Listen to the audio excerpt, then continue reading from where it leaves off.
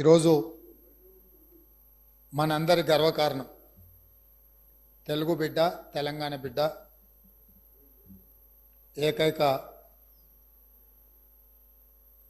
మన ప్రాంత బిడ్డ ఈ దేశ ప్రధానమంత్రిగా ఆర్థిక సంస్కరణలు తీసుకొచ్చి దేశం యొక్క అభివృద్ధిని ప్రపంచ దేశాలతో పోటీ పడే విధంగా తీర్చిదిద్దిన కీర్తిశేషులు పాములపర్తి వెంకట నరసింహారావు గారికి భారత ప్రధానమంత్రిగా ఎనలేని సేవలు అందించిన సందర్భంగా భారతరత్న గౌరవ పురస్కారం వారికి దక్కింది.